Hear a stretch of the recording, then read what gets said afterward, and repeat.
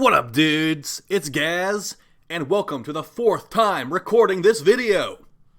Alright, we're going over the new Tennogen skins that came out earlier today on PC. It's going to be round 20, part 1, because they split these in two nowadays.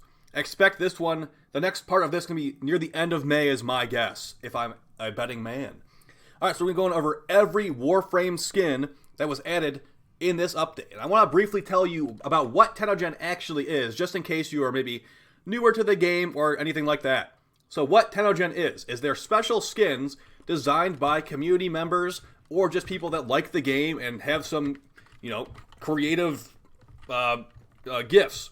You can actually go and make Tennogen skins yourself and submit them for potentially getting added to the game. So, and what this is actually going to entail here is it's actually going to be something that you're on PC, at least, it costs real money. It's going to cost Steam currency, which I guess is close enough to real money. And what happens when you buy one of these skins? Let's say you buy the new Inaro skin. So you give them $7. Part of that money goes to DE. Part of that money goes to Steam for having this on there. I don't know why they have to go through Steam, but whatever.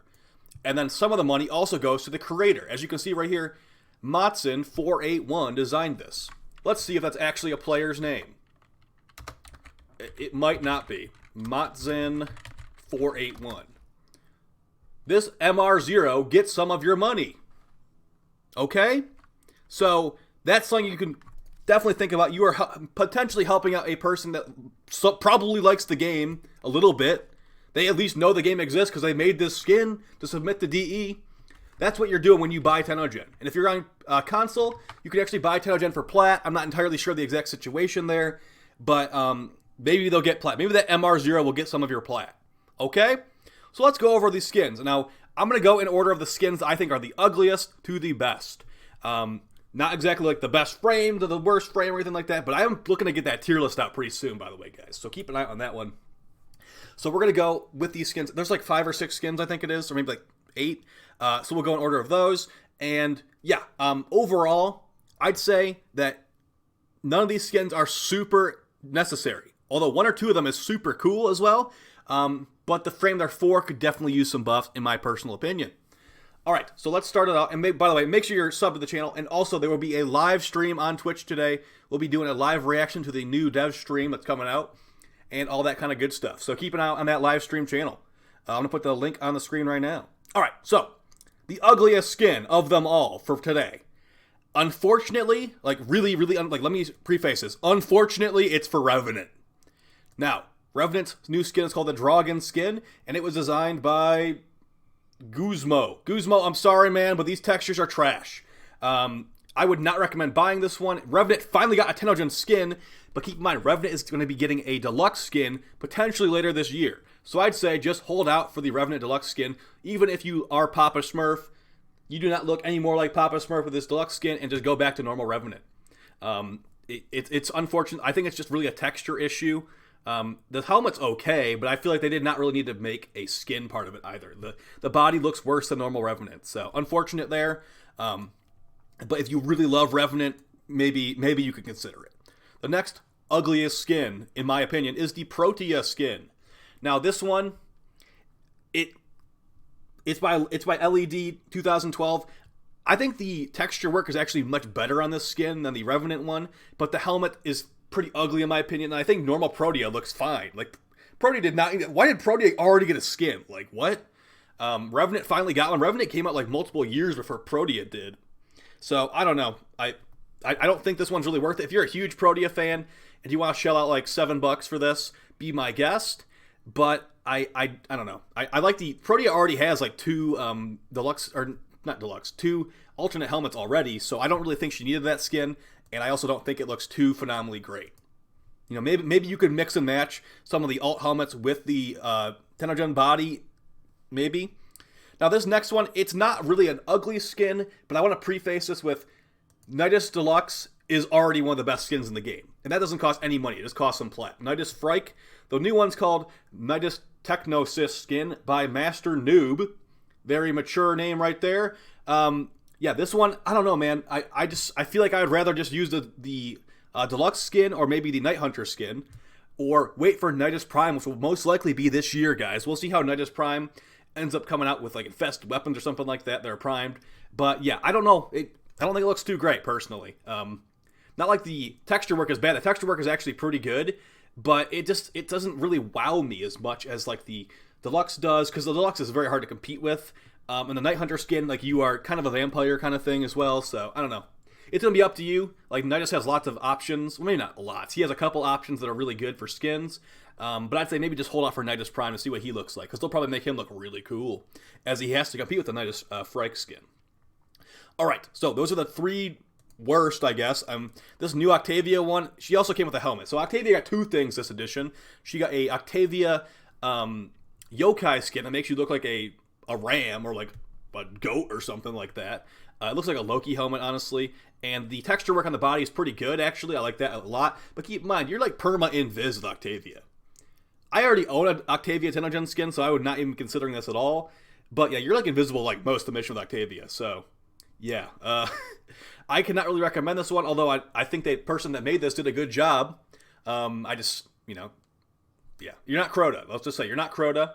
And then the helmet is hilariously dumb. The person who made this, by the way, is Hitsu-san. They make all the yokai skins and usually do a very good job on them, and they did a good job on this. But, I just don't need it. I don't think I'm really going to buy it. And then here's the new helmet. It was made by 2 people, Blazing Cobalt and Fairy, and it is a Conductor Helmet. I think it looks very goofy, but if you're trying to get a Conductor look going, it is, or like a marching band Conductor look going, it perfectly nails that. So, yeah, if you want that very specific look and want to give them $6 for that, be my guest. Moving on to the next thing. It's actually going to be the top 3 coolest skins of this edition, in my opinion. Now, we're going to be starting off with that MR0 guy and his Inaro skin. Now, this actually looks pretty cool. It gives me vibes of a Grax skin. It's kind of like he was trying to go for the Grax look and make it into his own version. It's by Matson481, the MR0. And as you can see right here, you basically look like a bounty hunter from Star Wars. So, pretty cool stuff right there. If you are a Inaros player, Inaros already has, like, this is easily the best Inaro skin now, the new one. So, it's up to you, man. If you think it's cool, go for it. I'm not going to judge you for playing Inaros too much, at least to your face. But I really feel like if Inaros got some big buffs, like maybe you make his abilities more useful, then, I would potentially think about buying this. But as it stands right now, he's a big health bar with a stun, and you can subsume some stuff onto him. That's basically what Inaros is in a nutshell. He does have that augment mod, but if you have Prime Sure-Footed, you don't even care about knockdowns anyway. The last 2, as the heater turns on, we got the Baruch skin. Now, the Baruch skin actually, here's the thing. The Baruch skin looks really cool. It's called the Chiron skin, made by Lubox. It's got a really cool ride-in helmet for Mortal Kombat. But the problem with this is that you have to actually compete with the Grax skin and the Bedouin skin. Those skins are really, really good. He doesn't have a deluxe skin or anything like that yet, but yeah, the Chiron skin is really cool looking as well. The body textures look really nice, and the hat is amazing. So this is number 1 or number 2 in my opinion. It depends on how much you like Baruch. If you're a big Baruch fan, go for it. As you know, this is definitely looking pretty cool.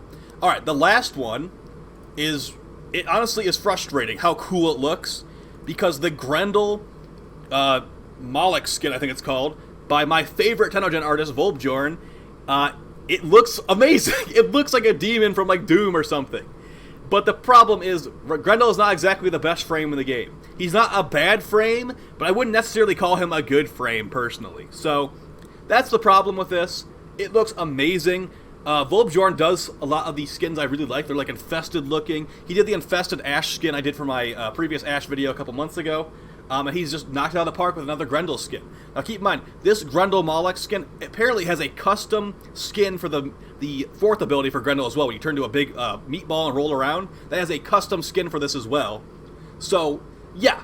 Buff Grendel, make it so he doesn't have to eat enemies for all his abilities or something like that, or reduce his energy drain or something. We had a helmet with Grendel set up a couple months ago with Spectro Siphon, and that makes the energy economy a little bit better. But, I really just wish that he was, didn't have to jump through so many hoops to do some effective stuff with him, because his buffs are pretty good. The energy regen buff's pretty good. The toxin increasing buff is pretty good. Nourished armor, honestly, is not that great. It's good for lower levels. But yeah, it requires you to be shot, which is the problem with nourished armor. One of the problems with nourished armor. And then regurgitate is trash, and the meatball attack is funny, but it also requires you to eat enemies to even use it. So Grendel could definitely use some buffs. If you buff Grendel, I'll buy this skin easily. And because it's one of my favorite Tennogen artists, he does a good job. He consistently does a very good job. He's a talented guy, or person, whatever. And I want to support him more, but I just, Grendel needs a little bit of help. Not gonna lie, Grendel needs a little bit of help. I'm not saying he's crappy, but he's not top tier. And if I'm gonna be buying a skin, it's gonna be for like the top tier frames. So, like a new Korra skin, maybe I'll consider it. A new Saren skin, new Nova skin, blah blah blah. But Grendel, like it has to be this cool looking for make me even consider it with the state he's currently in. So hopefully you guys found it helpful. Sorry about the background noise. I apologize for that. Hopefully fixing that soon in the future. And yeah, guys, take it easy. Hopefully this video was helpful, and I'll see you on Twitch later today. Peace.